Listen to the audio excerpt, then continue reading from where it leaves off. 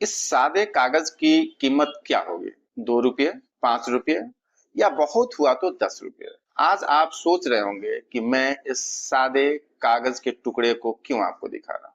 आपको देखना इसलिए जरूरी है कि इस वीडियो में जिस पे मैं बात करने जा रहा हूं उस कागज के टुकड़े एक बहुत बड़ा अर्थ।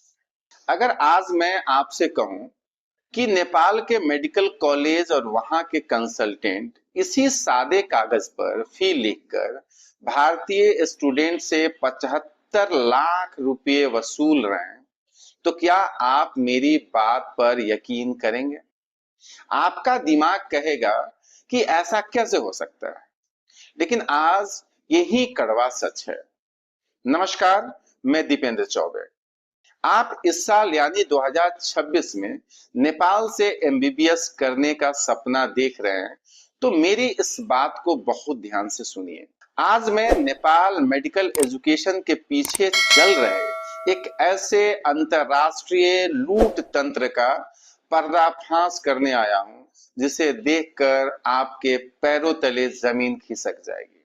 क्या आपको अंदाजा भी है कि जिस नेपाल को भारतीय पेरेंट्स सबसे सुरक्षित, बजट फ्रेंडली और भरोसेमंद मानते थे, आज वो भारतीय छात्रों के लिए पैसों का ऐसा स्लॉटर हाउस बन चुका है? आइए सबसे पहले इस पूरे खेल के मनोविज्ञान को समझते हैं।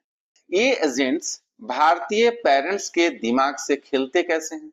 जब आपका बच्चा नीट का एग्जाम देता है और उसके नंबर थोड़े कम आते हैं, तो ये एजेंट्स आपके पास गिद्ध की तरह मंडराने लगते हैं।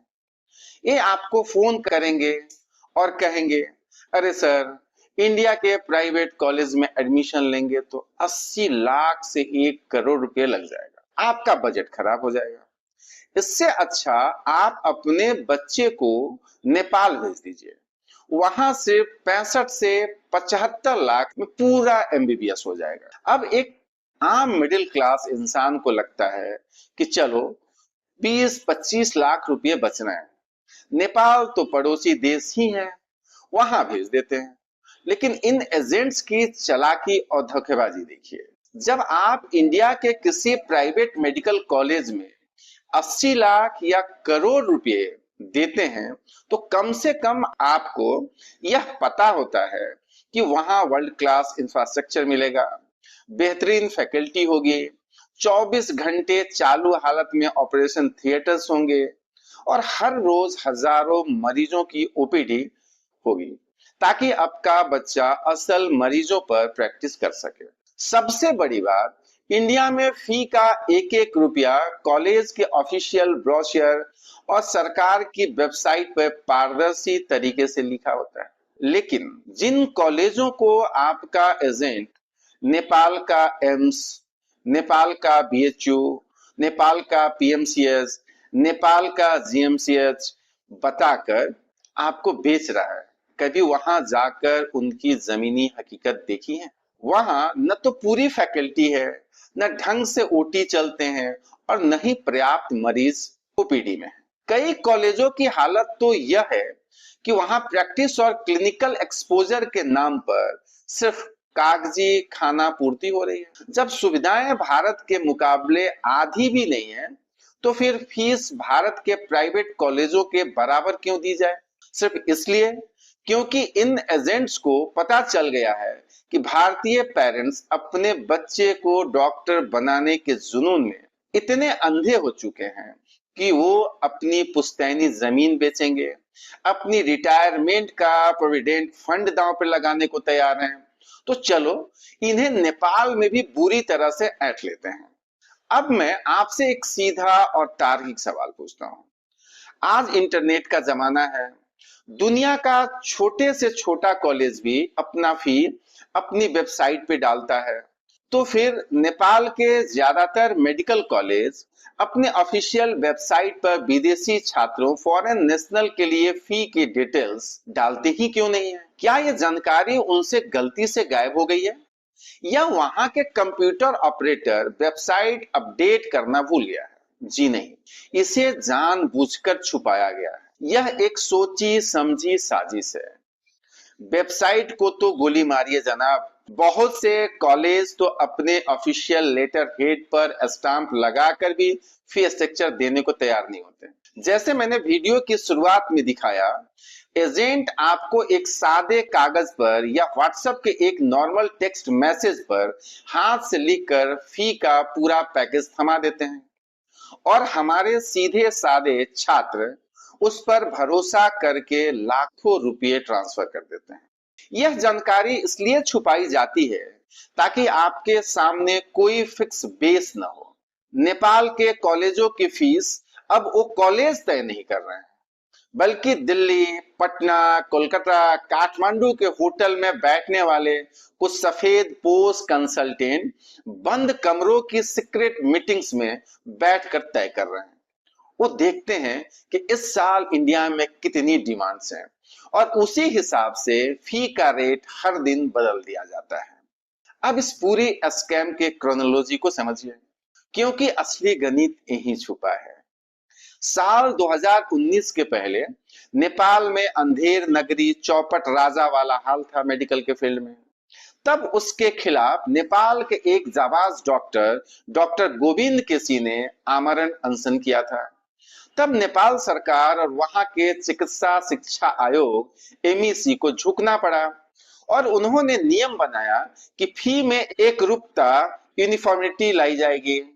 सरकार ने तब साफ कहा था कि जितना पैसा एक नेपाली छात्र देगा फी के तौर पे, वैल्यू के हिसाब से उतना ही भारतीय छात्र भी देगा, बस करेंसी का फर्क होगा।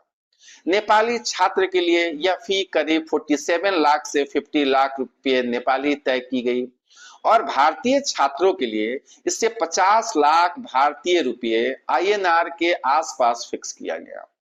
और क्योंकि दूसरे देशों के छात्र भी आते थे, तो इस फी को डॉलर में कन्वर्ट करके 75,000 यूएसडी पर लॉक कर दिया गया। तब लगा था कि न्याय हो गया, भारतीय पेरेंट्स बच गए। लेकिन यहीं से शुरू हुआ डॉलर का असली गंदा खेल। जरा इस गणित को ध्यान से देखिए। साल 2019 में जब यह नियम बना, तब एक डॉलर की कीमत करीब 66 या 67 भारतीय रुपये हुआ करते थे। उस हिसाब से अगर आप 75,000 यूएसडी को भारतीय रुपया में बदलते थे, तो वो अमाउंट बिल्कुल सही करीब 50 लाख रुपए में बैठता था। लेकिन आज हम 2026 में खड़े हैं। आज डॉलर का एक्सचेंज रेट आसमान फाड़कर 96 रुपये प्रति डॉलर के पार जा चुका है। अब जरा होश में आकर कैलकुलेटर निकालिए और गणित लगाइए। यही 75,000 यूएसडी जो 2019 में 50 लाख का था, आज 2026 में सिर्फ डॉलर का रेट बढ़ने की वजह से 71 से 72 लाख रुपए बन चुका है। मेरा सीधा सवाल नेपाल सरकार, वहां का शिक्षा मंत्रालय और कॉलेजों से है। नेपाल के कॉलेजों की ईंट वही है, उनका इंफ्रास्ट्रक्चर वही है, उनकी फैकल्टी वही है, उनकी खुद की लागत में 1 रुपये की बढ़ोतरी नहीं हुई है। तो फिर सिर्फ डॉलर का रेट बढ़ने की वजह से भारतीय पेरेंट्स की जेब पर सीधे सीधे 22 लाख रुपए की ये डकैती क्यों डाली जा रही है? और सबसे शर्मनाक बात जानते हैं क्या है? नेपाल की सरकार और वहां का चिकित्सा शिक्षा आयोग एमईसी कुंभकर्णी नींद सो रहा है। उन्होंने इस बदलते डॉलर रेट को देखते हुए भी फी स्ट्रक्चर को भारतीय रुपयों में रिवाइज करने की जहमत नहीं उठाई। इसी सरकारी ढीलेपन का फायदा उठाकर एजेंट्स और कॉलेज के मालिक आपको फुटबॉल की तरह नचा रहे हैं। मार्केट में आजकल झूठ की सेल लगी हुई है। कई एजेंट आपको बुलाकर चाय पिलाकर और कहेगा, सर मैं कॉलेज के मालिक को जानता हूं, आपके लिए 5 लाख का डिस्काउंट करवा दूंगा। कोई कहता है हम बच्चे को स्कॉलरशिप दिला देंगे। अरे भाई, जरा इनसे पूछिए कि जब फी का कोई फिक्स बेस ही नहीं है, कॉलेज ने अपनी वेबसाइट पर कुछ डाला ही नहीं है, तो तुम ये डिस्काउंट की भीख किसे बांट रहे हो? जो एजेंसी या कंसल्टेंट आपको कम फी या डिस्काउंट का ज्ञान दे रहा है, आज उनसे एक सवाल पूछिए, क्या आप इस बात की जिम्मेदारी अपने ऑफिशियल लेटर हेड पर अपनी कंपनी के स्टैंप के साथ लिखकर देने को तैयार हैं? मेरी बात लिख कर ले लीजिए। वो कभी नहीं देंगे, वो सिर्फ बातें करेंगे। क्यों? क्योंकि पिछले 3 सालों में ऐसे अनगिनत केसेस सामने आए हैं जहां एजेंट शुरुआत में पेरेंट्स को झांसा देकर और कम फी बताकर एडमिशन करा देता है, और जब मासूम स्टूडेंट कॉलेज काउंटर पे पहुंचता है तो कॉलेज वाले कहते हैं कि हमें पुरानी फीस से कोई मतलब नहीं है, आपको इतनी फी भरनी ही पड़ेगी। वहां पहुंचकर बच्चा और पेरेंट्स फंस जाते हैं। और इससे भी बड़ा और खौफनाक फ्रॉड सुनिए, नीट स्कोर का फ्रॉड। क्या आपने कभी ठंडे दिमाग से सोचा है कि आपका नीट स्कोर कितना है, और जिस नीट स्कोर पर ये एजेंट्स आपका एडमिशन नेपाल के टॉप कॉलेज में कंफर्म बताते हैं, क्या वाकई उस स्कोर पर मेरिट के हिसाब से वो कॉलेज मिल सकता है? क्या आपने पिछले 2 या 3 साल का नीट स्कोर या मेरिट लिस्ट चेक की है? ये लोग आपसे टोकन मनी ले लेते हैं, आपका डॉक्यूमेंट्स जमा करवा लेते हैं और आपको ब्लॉक कर देते हैं। बाद में जब एमईसी का काउंसलिंग होती है और आपका नाम उस कॉलेज में नहीं आता, यानी कि वो कॉलेज अलॉट नहीं होता, तो ये हाथ खड़े कर देते हैं। फिर आपके पास समय नहीं बचता और ये आपको किसी दूसरे बेहद घटिया कॉलेज में बहुत ज्यादा फी देकर एडमिशन लेने पर मजबूर कर देते हैं। क्या आपने कभी इस जालसाजी के बारे में सोचा है? अब बात करते हैं उस फ्रॉड की जो एडमिशन से पहले और ठीक बाद शुरू होता है। जब आपका प्रोविजनल एडमिशन लेटर आता है तो नियम के मुताबिक उसमें कॉलेज का ऑफिशियल बैंक अकाउंट मेंशन होता है। सरकार का नियम है कि सारा लेन देन बैंक के जरिए होना चाहिए, लेकिन फिर भी ये एजेंट्स और कॉलेज वाले आपसे बैंक में पैसा ट्रांसफर न करवाकर लाखों रुपए कैश में क्यों मांगते हैं? इस कैश के पीछे का काला सच समझिए। यह वो ब्लैक मनी है जो कॉलेज मैनेजमेंट और एजेंट्स के बीच में कमीशन के रूप में बांटी जाती है। इस कैश का कोई रिकॉर्ड नहीं होता, और कल को अगर आपके साथ कोई फ्रॉड हो जाए तो आप कानूनी रूप से कुछ साबित भी नहीं कर पाएंगे। हद तो तब हो जाती है जब माँ बाप सोचते हैं चलो जैसे तैसे हमने 65 से 75 लाख रुपए का इंतजाम कर लिया, अब हमारा बच्चा शांति से पढ़ेगा। लेकिन जैसे ही आप कॉलेज काउंटर पर पहले किस्त जमा करने पहुंचते हैं, आपके हाथ में miscellaneous charges, university registration fee, examination फी और हिडन चार्जेस के नाम पर जैसे एडमिशन फी, प्रमोशनल फी 5 से 7 लाख रुपए की एक नई लिस्ट थमा दी जाती है। तब आपके पास रोने और जेब से पैसे निकालने के अलावा कोई दूसरा रास्ता नहीं बचता। इतना ही नहीं, आजकल नेपाल के कई कॉलेजों ने एक नया हथकंडा अपनाया है। वो एडमिशन के पहले ही साल में मात्र 6 से 7 महीने के अंतराल के अंदर ही पेरेंट्स पर दबाव बनाने लगते हैं कि अगले साल की फी भी अभी जमा करो। यानी 6 महीने के अंदर ही आपसे फर्स्ट ईयर के पहला इंस्टॉलमेंट लेने के बाद 10 लाख से 15 लाख रुपए तुरंत वसूल लिए जाते हैं। आप मुझे बताइए, कोई भी मिडिल क्लास व्यक्ति जिसने लोन लेकर या जमीन बेचकर पहली किस्त दी हो, वो मात्र 6 से 8 महीने में दोबारा 10 से 15 लाख रुपए कहां से लाएगा? जो छात्र वहां पहले से फंस चुके हैं, कभी उनके हॉस्टल में फोन करके उनका रोना सुनिए, आपके रोंगटे खड़े हो जाएंगे। देखिए दोस्तों, मेरी बात का गलत मतलब मत निकालिए। नेपाल में पढ़ना या वहां से मेडिकल की पढ़ाई करना बिल्कुल गलत नहीं है। वहां का माहौल बहुत अच्छा है, वहां का क्लिनिकल एक्सपोजर और बीमारियां बिल्कुल भारत जैसी है, इसलिए भारतीय छात्र वहां बहुत अच्छे से सीख पाते हैं। लेकिन पढ़ाई अच्छी होने का मतलब यह कतई नहीं है कि आप किसी संगठित लूट का शिकार बन जाएं। हर पेरेंट्स और स्टूडेंट को ये दो बातें समझनी होगी। पहली, जब भी आपको प्रोविजनल एडमिशन लेटर मिले, उसकी एक एक लाइन को ध्यान से पढ़ें। उसमें जितना अमाउंट लिखा है उसे पूरी तरह कैलकुलेट करें और कॉलेज के ऑफिशियल बैंक अकाउंट में ही पैसा भेजें। अपनी एजेंसी से इस बात की लिखित स्वीकृति एक्सेप्टेंस भी लें कि यदि भविष्य में फी बढ़ता है तो इसकी जिम्मेदारी किसकी होगी। बिना जिम्मेदारी तय किए आगे ना बढ़े। दूसरी, अगर कॉलेज की वेबसाइट पर फी स्ट्रक्चर नहीं है तो अपने एजेंट की आंखों में आंखें डालकर कहिए कि मुझे कॉलेज के ऑफिशियल लेटर हेड पर वहां के अथॉरिटी के सिग्नेचर और स्टाम्प के साथ फी स्ट्रक्चर ला कर दो।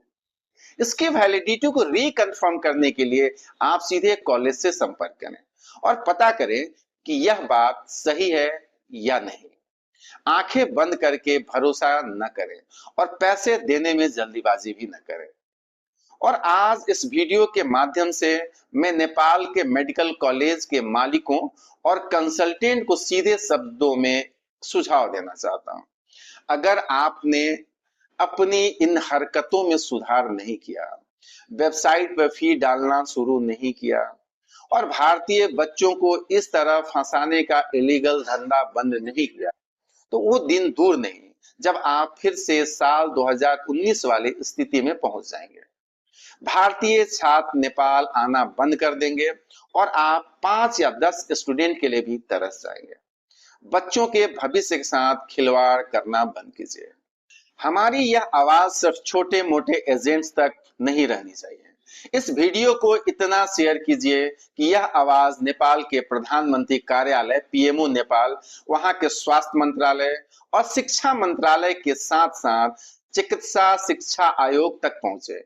नेपाल सरकार को इस डॉलर के गंदे खेल को तुरंत बंद करना होगा और भारतीय छात्रों के लिए फी को भारतीय रुपयों में फिक्स करना होगा। भारतीय छात्रों से भी उतना ही फी भारतीय मुद्रा में ली जानी चाहिए जितनी नेपाली छात्र देते हैं। एडमिशन, प्रमोशन और मिसलेनियस के नाम पर भारतीय छात्रों से लाखों रुपए की लूट बंद होनी चाहिए। अगर आप मेरी इस मुहिम से सहमत हैं, अगर आप अपनी गाढ़ी कमाई को इस ब्लैक होल में डूबने से बचाना चाहते हैं, तो इस वीडियो को दबाकर शेयर कीजिए। हर उस व्हाट्सएप ग्रुप में भेजिए जहां पेरेंट्स जुड़े हैं। अपने हक के लिए जागिए, रिसर्च कीजिए और नीचे कमेंट में स्टॉप नेपाल मेडिकल फी स्कैम जरूर लिखिए। वीडियो को लाइक, शेयर और सब्सक्राइब करना न भूलें। बहुत बहुत शुक्रिया। नमस्कार।